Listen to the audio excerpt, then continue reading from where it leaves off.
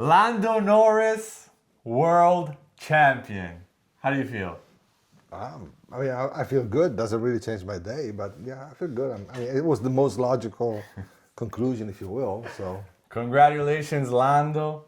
He's the 11th British driver becoming a world champion. including the two Scotsmen, right? Jim Including. Clark and Jackie Stewart. That's right. If you win, you're British. If you lose, you're Scottish or Irish or whatever you are. But That's an old British joke, right? indeed, Okay, good. indeed. Okay.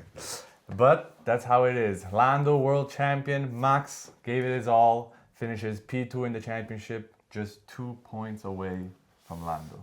Yeah, it's been really intriguing, all the build up to all this past week. Seeing all the many possibilities and either one. You had three drivers could eventually or potentially become world champions, and the outcome was, to be honest, the most logical one. But it's been a great race. It's been a great year, and in the end, I think Lando deserves to be world champion for all that he did over the last 5 seasons. Yes. That's good. I agree. And obviously, Oscar, having led for 15 races this championship, he ends in P3.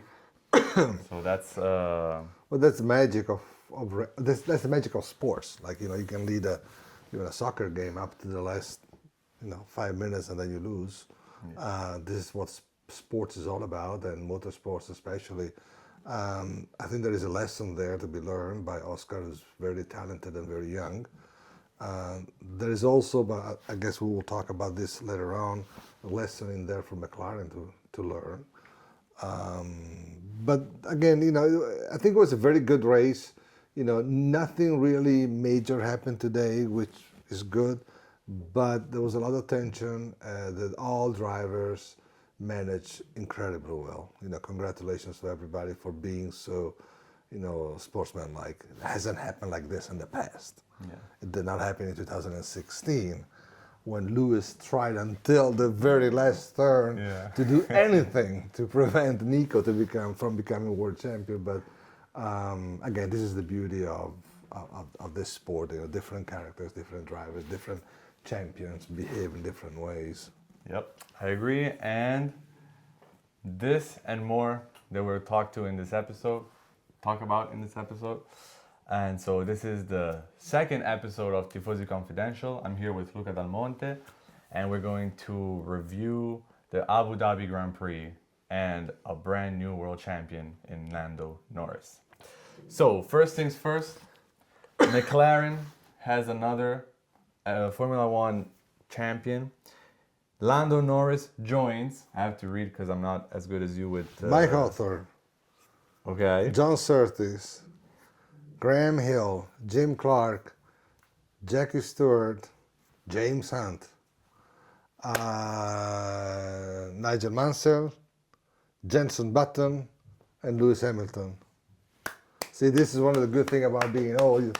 I did see Jackie Stewart race, did not see race Graham Hill and Jim Clark and the others, but one of the good things about being not so young is that I remember actually watching these incredible drivers, including James Hunt, of course. Yeah, exactly. And as far as McLaren is concerned, the other world champions from that team, do you know them as well? As a constructors, as drivers. Drivers was 74. Yes. Oh my God! Now that's too many. 74, and then it's. There is Niki in 84, there is Prost in 85, Prost in 86, and then you have Senna in 88, Prost again in 89, and then it becomes too recent for me to remember, but these were the first ones, right? Yes, and then we have Senna, 90-91, Mika Hakkinen. In 98 and 99. Exactly, and then... No, 99 was for... No, it was the drivers, because Ferrari won the and then Sir Lewis Hamilton. Exactly. He was the second year in, but the great Lewis. The great Lewis, 2008. Correct. Let's not forget Bruce McLaren, the guy who started it all. He never became world champion as a driver, but I think in 1966 established this incredible historic. Because we think about McLaren and we see this, top, state of the art racing team, but it's actually one of the oldest ones. And I don't want to make any think about it now, because you've got Mercedes, which it's kind of a different story. But along with Ferrari, McLaren is one of the oldest ones. Wow. And Lando, he becomes the 35th driver to win a Formula One championship. Okay. And interesting statistic that I found is that Lando actually has the fourth longest career before becoming a world champion. That is interesting because you remember what Ayrton Senna used to say: if you don't win right away, you're not necessarily ever gonna win. Yeah. Which kind of reminds me, the Abu Dhabi Grand Prix is like the 250th Grand Prix for Nico Hülkenberg. Yes. Which has had a very long career with only one podium, which, by the way, happened this year, right? Correct. So, but if I remember, I don't want to really quote him because I don't remember the exact quote by Ayrton. He would say, like, if you're good, it's going to be seen right away. If you don't win, like in the first 2 seasons after you race in a given series, you're never going to become a champion. But, yeah. But Lando also came in with McLaren at a time where obviously it wasn't as competitive. You had Alonso with all the Honda engine love and hate relationship. No, this is a very good point. I mean, of course, in motor racing, the automobile has always been kind of important, but never as important as over the last few years. If you don't have a competitive car, look at Max. Yeah. In the time span, in those Grand Prix, even this season, when Red Bull was not performing, he did all that he could, but he could not win. Yeah. So and in the end, you said 4 years for Lando. For Lando, 152 races. Okay. So that's around 6 years. 6 years, okay, but he's still young. Yeah, he's still young, and the other drivers were Jenson Button. Okay, well, that's a different story. Nigel Mansell. That's a very different story. And Nico Rosberg. No, all of them. No, with the exception of Nigel, all of them were very competitive real soon. Mm-hmm.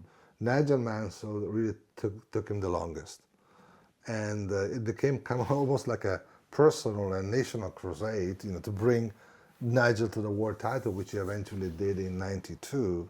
But by then he'd been racing for 13 seasons, I think. Yeah, that was the longest one. But determination pays. Yep. And going back to what you were saying about the car and with how Verstappen handled the whole season, I would say, because the first half, it looked like it was just going to be a 2 drivers battle for the championship. Yeah. Max ends the season with the most wins. Yeah, that's right. 8, right? 8 wins. 8 wins versus 7 and 7. Correct. Yeah. Correct. But obviously that wasn't enough for him to get a 5th straight title like Michael did. Mm-hmm. He stops at 4 like Vettel, another Red Bull superstar. And his reign ends after almost 1,500 days. Well, I guess his reign is going to have a pause, and then we'll probably start again. Because I'm saying, Max is, in my opinion, along with Charles Leclerc, is the best driver of this generation of very talented drivers. So this year it went the way it went, but he. We said this last week. A comparison can be made with the 1993 season of Ayrton Senna. That was probably his best season, and he was not able to win the championship. It's certainly not getting so far and so close like Max did this year. But if you got talent, you're gonna show it, even if the car is not the best one, which is exactly what happened with Red Bull and Max Verstappen this year. Just look at the performance of Tsunoda. Tsunoda got lost in there. Did he really race? Did Red Bull really race with two cars this year? Well, they tried this last race. He tried to have a bit of That was interesting. Yeah, that was really a interesting. moment. Well, there was a moment yesterday when he was like carrying Verstappen when they did this, that wonderful Get him with qualifying lap. But I know, there's been a lot of talk about, the way he did not let Lando through. But if you look at the replays over and over, it's actually Lando who goes where there's no space. Very brave, very courageous, hands down, and really takes his chances to go by. But that's what you're supposed to do in those instances. I mean, like, go back years, go back to when, I don't know, James Hunt won the world championship mid 1970s. You could see how badly somebody could behave in trying not to let through another car. Yeah.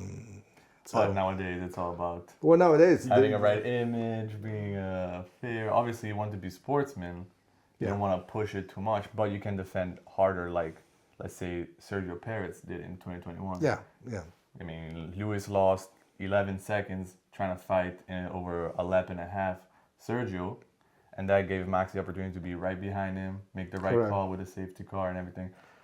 And I guess Yuki was maybe trying to do something similar, but obviously, not the same class. Not the same class, but also what more can Red Bull really want from a driver they just sent home? Yeah, exactly. Last week, so he can't really. Yeah, I'm always amazed at timing in Formula One. Like hiring Lewis a year ahead of time, or letting somebody go. By the way, the same thing did happen in the old days. We were talking about 1976 and James Hunt. Ferrari did the same because basically Regazzoni, who could have helped Niki in the last few races, he already knew, it was not official yet, but he knew that he would be going somewhere else because Ferrari had actually hired Carlos Reutemann. So that doesn't really help. It's not a really wise foreign policy or internal policy. But they keep doing it, which is amazing. Yeah, it is. But going back to our newly crowned world champion, Lando Norris, 26 years old. Obviously, even the possibility of going back to back is quite uncertain because we're not going to carry these cars over into next year. Yeah. A lot is going to depend on how they handle this winter break, if we can even call that. The teams only have 91 days until they're back on track in Australia. Yeah, I mean, there's no winter, there's no break, there is no testing, by the way, because until a few years ago, until the Schumacher years, at least you could test. Now you don't really do it. So 91 days. 91 days. Well, for us who love motor racing, it's a long time.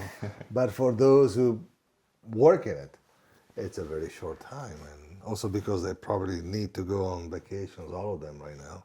Yes, and I might add, as a tifosi, it's also good to take a break from all of these heartbreaks from Ferrari for a while.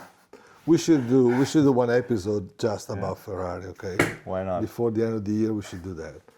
I mean, it's been a very complicated season for a number of teams.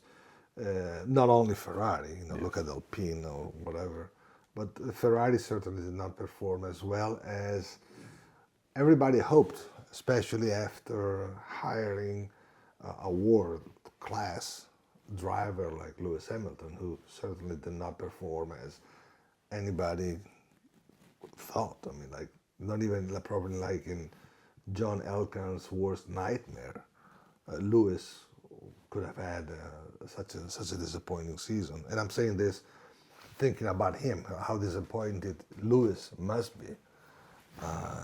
He's a guy, he's a driver who doesn't have anything to prove, of course, because we know his talent and his extraordinary career. But I'm sure that Lewis must be incredibly disappointed. Yes, because not just a winless season, but a podiumless season. Obviously, you can count the sprint race in China where he won and got the pole position. But as far as Grand Prix goes, Grand Prix racing this year, no podiums, no wins, no fast laps. And it's not Nothing. even age, because at 44, Alonso is having had a great season, another great season. So it's something that probably did not click. I hope that Lewis will not have like second thoughts, or I know there are contracts, but let's hope that Lewis will go on racing, because he's a very emotional kind of guy. So I don't know how bad he certainly feels. I don't want him to take rushed decisions. I really hope to see Lewis with Ferrari at the start of the 2026 season.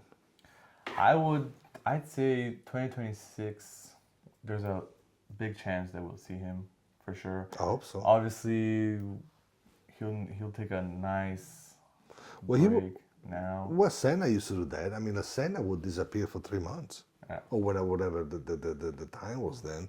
He would go back to Brazil and recharge, and he didn't want to be disturbed.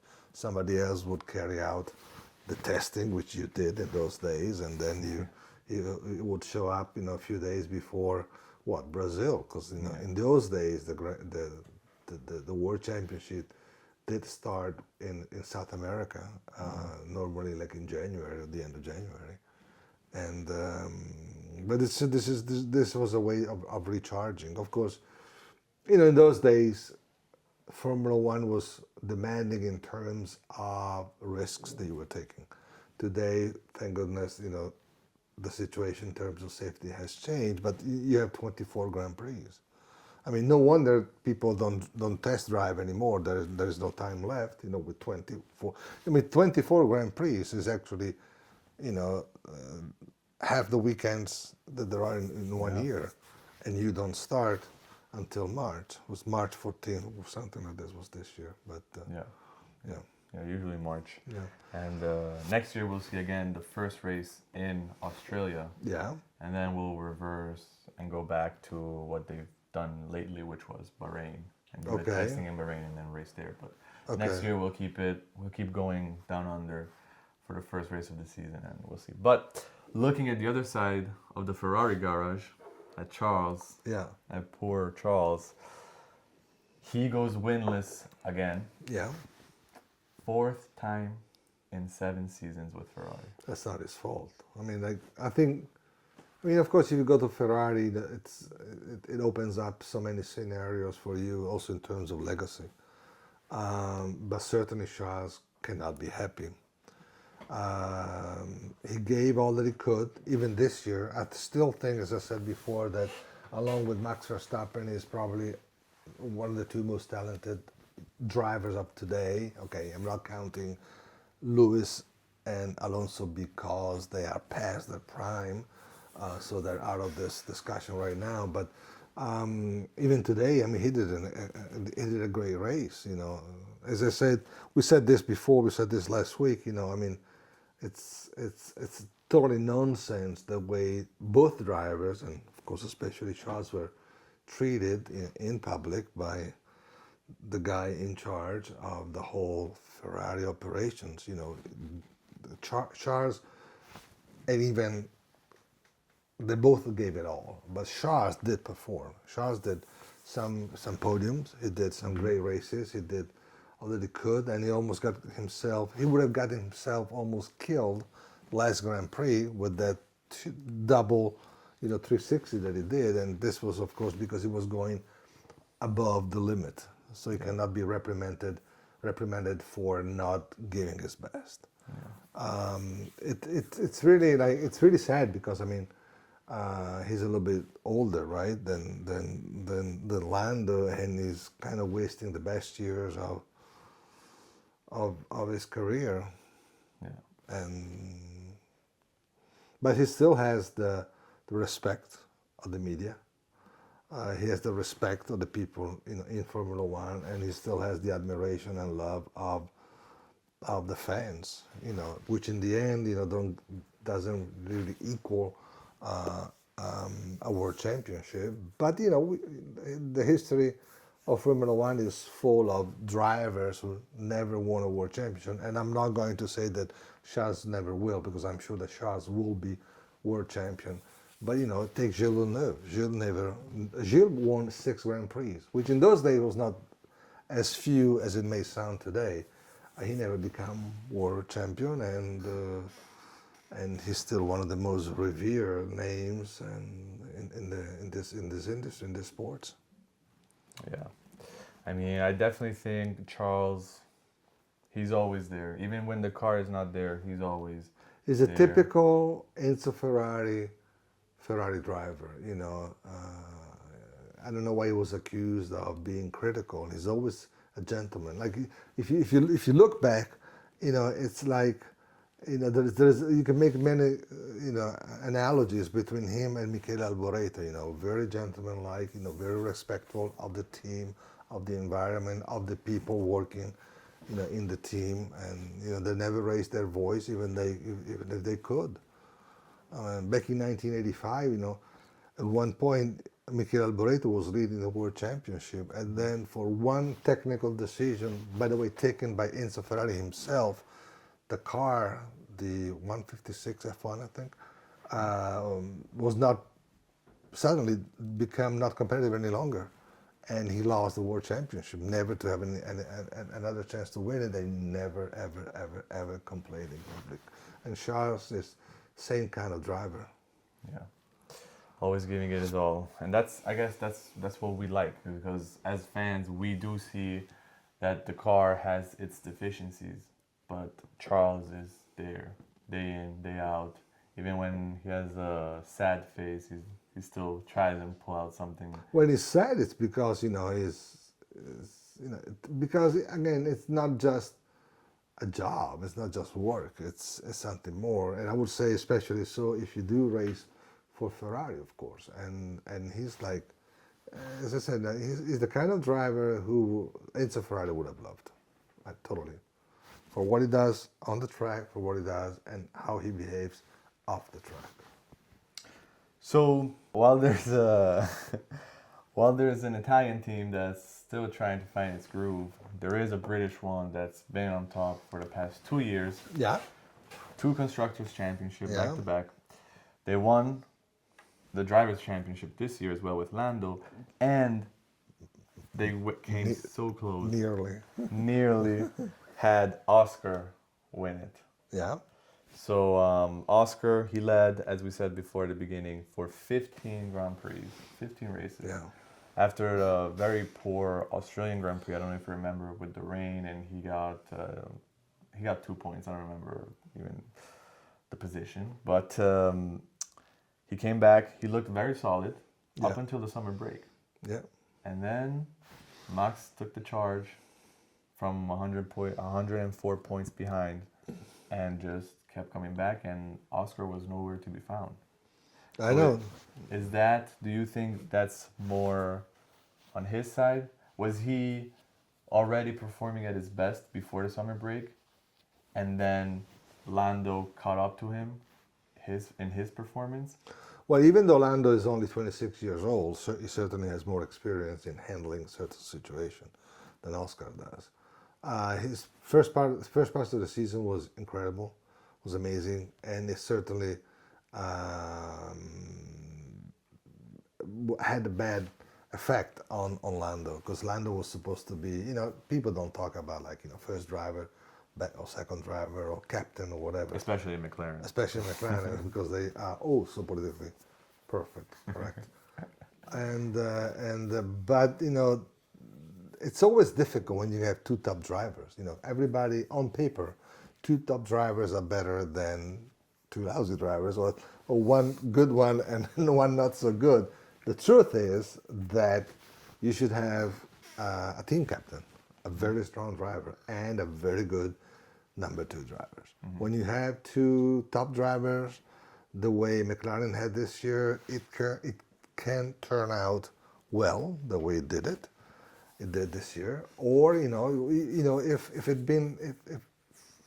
he won for 2 points, so for 3 points we could be here talking about the big comeback.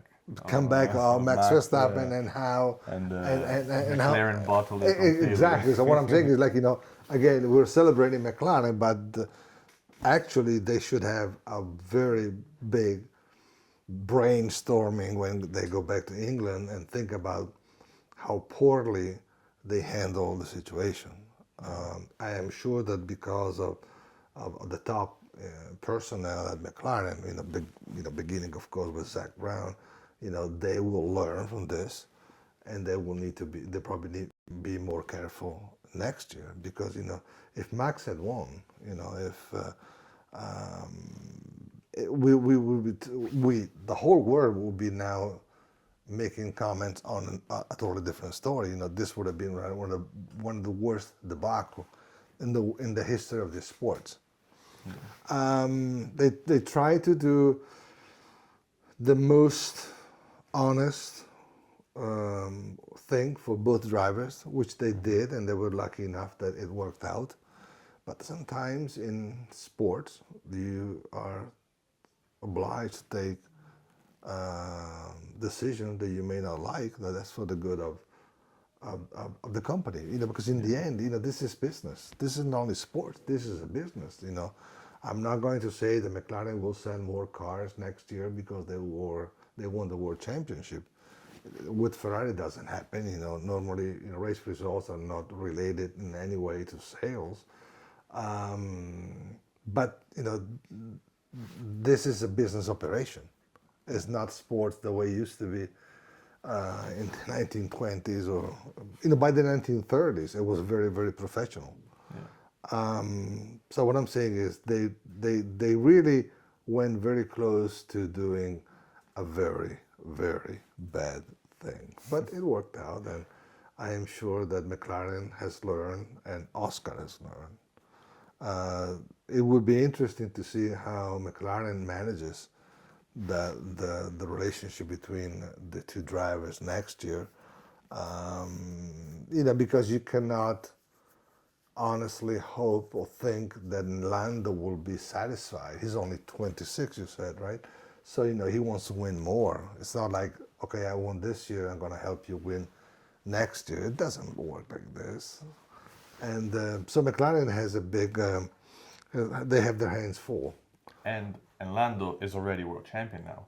Yeah, exactly. So he expects to be the first driver, correct. I would say. Correct. Unless you may see something interesting. Piastri goes to Ferrari and Charles goes to McLaren.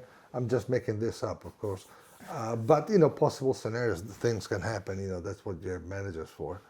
It will be interesting to see how they will handle this, because it's not going to be easy. Then again, it's much better to have a winning car and two winning drivers than the other way around. But then again, we don't know anything about next year because there's going to be a total change in rules and regulations. So it's going to be a very short and very hot winter.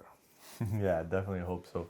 And like you said, trying to be as fair as possible to the drivers, even before this last race. Yeah. Lando only had 12 points advantage over Max, and Zach Brown would still not admit or say that he's our first driver, will favor him. He just wanted to see how the race developed, and if somebody was ahead or had a better chance, then we would help him. Yeah, I mean, the only problem is that there was no going to be another race after this one. So I mean, again, this is something that has been done in the past, but this is not the right way to lead, to manage a team, any team, not just a Formula One team, not just a motor racing. You need to take decisions, even though they may be unpopular. These guys work for you. The problem is that these guys work for you, make much more money than you make. So, somehow they don't want to hear these things. But in the end, just like, going back to Enzo Ferrari, he always say publicly, because privately he would take decisions and do things. But like publicly, he will always say that, let's. I would like just to remind our drivers that they are like the tip of the iceberg. There is a whole team, a whole company, Scuderia Ferrari and then Ferrari SPA working for you. So, behave accordingly. But today, it's kind of interesting, by the way, if you think about it, because drivers, they don't have the same influence and power in terms of driving abilities that they used to have. Now even today was who was that? Oscar saying, "How can I win?" Yeah. How can I win this race? Are you gonna ask me how you're gonna win? You're the driver, right? I'm not gonna say you're paid to drive. You're the driver, right? And you're a very good driver, right? Why are you asking me how? Because it got so sophisticated. I mean, I strategy. I understand this, but what I'm saying is, it's in the end, today the drivers don't count as in any of the other, in the era of the other drivers that you mentioned among the British world champions, with the possible exclusion, I guess, of Jenson Button because it was too recent.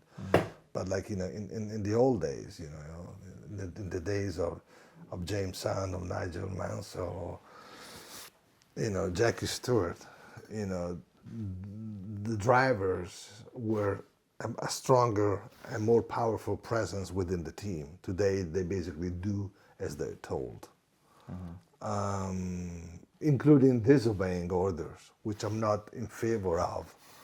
But, some of the drivers in the past, even very straightforward, honest guys, Carlos Reutemann, I'm thinking about now, first race, second race, I think in 1981, disobeying orders.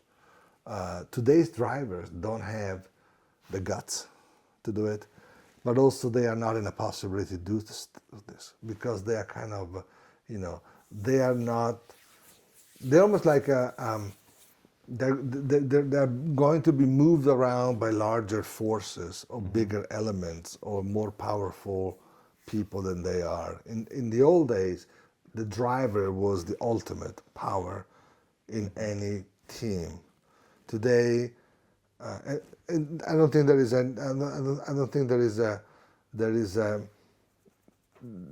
problem in saying this, because if you think about it, you don't really have the middle-aged drivers. You got the old ones and you got the very young kids. They are being moved around the way some of these people in the business won't. Think about, look at the lineup at the beginning of the year and see how some of these drivers were actually moved around. So what I'm saying is, in the old days, Carlos Reutemann could stand up to, somebody as big and powerful and charismatic as Frank Williams and take his stand. And by the way, pay the consequences for it, because that's the way he lost the world championship in 1991. But they had the guts to do it. Today, drivers are only a piece of the puzzle. And don't get this wrong, not necessarily the most important ones. So they do as they're told, which is not good for the sports. But do you think that is due to how big the sport has become? Yeah. How? This sport has become too big right now. And to be honest, it's become too much of a business. Not necessarily too much of a show, even though, a race like today, was a very good show. It's too much of a business, and it's too much of a non-automotive related business. See what I'm saying is, in the old days, when Bernie was in charge, Bernie Eccles was in charge, Bernie is actually the man who took this sport and transformed it into an industry, into a show, into a business. But Bernie came from motor racing. Bernie understood motor racing. Bernie was a manager of drivers. Jochen Rindt. He was a team owner. He came from whatever he did it for Formula One, for motor racing. Today there are so many ideas and businesses and interests that are outside of Formula One or motor racing per se. And that's why, on the one hand, this is exactly what made this Formula One right now so important and so popular all around the world. But in a way, it's actually went beyond what is the real nature of Formula One and motor racing. So anyway, we will see what happens in 2026. Yes. Well, as far as the sport getting bigger, we are getting a new team, Oh, yes. Cadillac coming in. So 22 drivers on the grid next year. No new faces because Which is sad, by the way. because Cadillac went with Perez and Bottas. Yeah, well, I don't really agree about this. You know, nothing personal against Chico and Checo and Chico. Nothing against Checo and Bottas, but what I'm saying, they had their opportunities. Let's see some new faces up in there. And also we have another name. We have Audi. Name. Yes. We have Auto Union coming back to racing after 1930s with Yes. Sauber. Last race of Sauber today. Congratulations to Peter Sauber. Peter Sauber. Great career. 82 years old. Great career. He came in with the team. It came in 1993, I think. Okay. I think they raced 517 races, one win. One way. When actually the major stakeholder was BMW, I think, 2008 with Kubica, of course. Robert. But it's one win, one pole position, and 5 fastest laps. So certainly not the most impressive team in Formula One history, but always a very solid presence. And we're sorry to see Sauber go, but we're happy to see a big manufacturer like Audi come in, and which is good. And then we see Cadillac what they're going to do with the we'll see it. Cadillac that's going to have Ferrari engines next year, in a year where the engines are probably the most important part of the car, with the new regulations, 50-50 engine and battery pack. So how confident are you that we're going to see spark, let's say? Well, it's going to be interesting, especially the first part of the season when everything is going to be new. It will probably make for some interesting situations, which may carry on into the second half of the season. Maybe there will be somebody, totally in charge of the first 10 races, and then somebody will catch up, or maybe they will not have time to do it. Or the important thing will be, to be consistent. Try to be consistent for the whole 24 races again, which is way too many. But in the end, this year was a great season that, for some reason, came down to the last Grand Prix. And I think 26 will be more of the same. But maybe that was a calculated risk from McLaren. They knew in the first half that they were so far ahead of everybody. Might as well make it interesting for the fans. So they decided to cut back a bit on their wins and focus on 2026 and just slowly creep up to the season finale. The one we had. Yeah, there's one point you're making which is certainly correct. At one point, the last season of the old regulations, you need to start thinking about next season. Yeah. You need to start investing money into next season. So that's also probably what made possible the comeback of Red Bull, aside from Max Verstappen's incredible talent. Yeah. But 2026 will be interesting, and again, 2 more cars will make it more engaging, which is good. We'll see.